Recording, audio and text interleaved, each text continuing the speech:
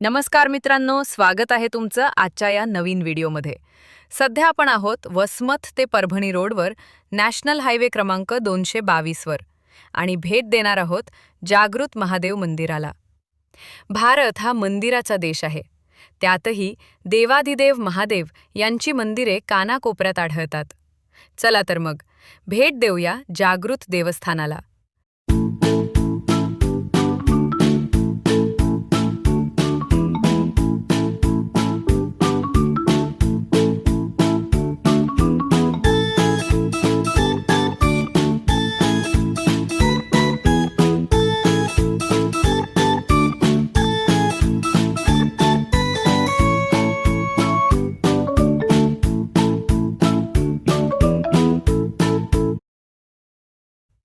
पतित पावनेश्वर महादेव मंदिराच्या बाहेर असणारे मोठे वडाचे झाड हे केवळ एक झाड नसून ते परिसराच्या आध्यात्मिक ऊर्जेचे केंद्र आहे.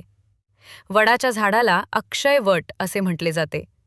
ज्याप्रमाणे महादेवाच्या जटा विखुरलेल्या असतात, त्याप्रमाणे वडाच्या पारंब्या जमिनीकडे झेपावल्या असतात. महादेवासमोर रुद्रावतार हनुमान यांचे मंदिर आहे. हे महादेवाचे 11वे अवतार आहेत. मारुतीला रक्षक मानले जाते आणि प्रवेशद्वारावर मारुती असणे म्हणजे मंदिराचे व भक्ताचे रक्षण करत आहेत हा भास मनात राहतो. मंदिरात नित्य नियमाने रुद्रावर्तन, सूर्यनारायणाला जल अर्पण करणे, तुळशी पूजन करण्यात येते. असे म्हणतात, सूर्याला जल चढवल्यामुळे आरोग्य, यश आणि मनशांती लाभते. चला तर मग आता आपण दर्शन घेऊया जागृत अशा पतित पावनेश्वर महादेव मंदिराचे. मंदिरात प्रवेश करता क्षणी समोरच बसलेला नंदी केवळ शिववाहन नसून ते प्रतीक्षा व अनन्य भक्तीचे सर्वात मोठे प्रतीक आहे. नंदीची नजर एकाग्रतेचे प्रतीक आहे. ज्याप्रमाणे नंदीचे लक्ष केवळ शिवावर असते, त्याचप्रमाणे भक्तांनी ही संसारातील सर्व विचार सोडून ईश्वरावर लक्ष द्यावे.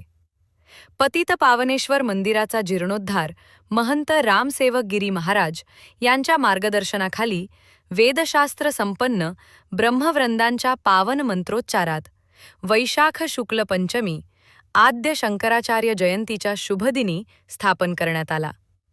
नर्मदा नदीच्या पात्रात निसर्गतः मिळणाऱ्या या शिवलिंगाला बाणलिंग असे म्हणतात. इतर शिवलिंग हे माणसाने दगड कोरून बनवलेले असतात, पण नर्मदेश्वर हे नर्मदा नदीच्या प्रवाहामुळे दगडाच्या आपसातील घर्षणामुळे नैसर्गिकरित्या तयार होतो. महादेव हे वैराग्याचे प्रतीक आहे. यांचे दर्शन घेतल्यानंतर मीपणा आणि अहंकार दूर होतो. अतिशय प्राचीन असे हे महादेव मंदिर आहे. श्री पतित पावनेश्वर महादेव मंदिर आहे. ब्रह्ममुहूर्तावर महादेवाचा रुद्राभिषेक, पूजन अर्चन होते. त्यानंतर आरती होते. देवाला प्रसाद नैवेद्य. आमचे गुरुजी महंत रामसेवक गिरीजी महाराज यांच्या दर्शनाखाली ईश्वर महादेव मंदिर यांचा 2021 शंकराचार्य जयंती निमित्त जीर्णोद्धार झालेला होता.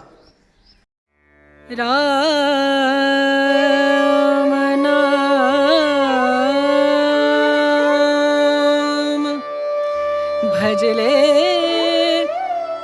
राम नाम सुखधाम, भजले राम नाम सुखधाम, भजले राम नाम सुखधाम,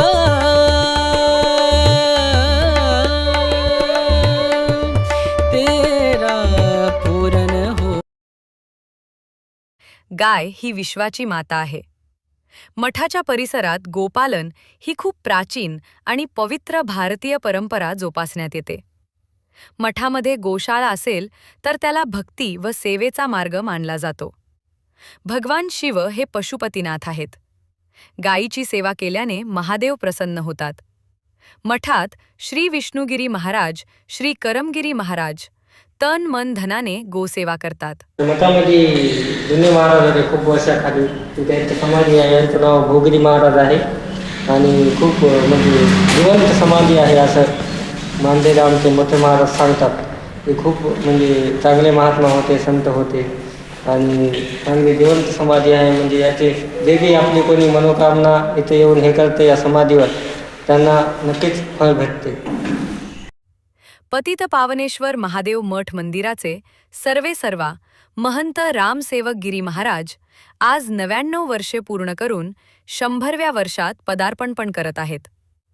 त्यांची भगवान शिवाबद्दल असणारी श्रद्धा व शिव हेच जीवन समजून शिव त्यांना प्रत्येक व्याधी संकटापासून दूर ठेवते. महाराजांचा खूप मोठा शिष्य परिवार आहे. मठात शिवमहापुराण, अतिरुद्र पूजा असे अनुष्ठान कायम आयोजित केल्या जातात. त्यानिमित्त शिष्यमेळा मठात जमतो. महंत महाराज यांनी प्रयागराज येथील सनातन धर्मातील 7 सर्वात प्राचीन आणि प्रमुख संन्याशी आखाड्यांपैकी एक श्री पंचायती आखाडा महानिर्वाणी येथे सचिवपदी कार्य केले आहे. या आखाड्याचा उद्देश पवित्र कुंभमेळ्यासाठी येणाऱ्या संन्यासी जननागा साधू यांच्यासाठी महत्त्वपूर्ण मानला जातो.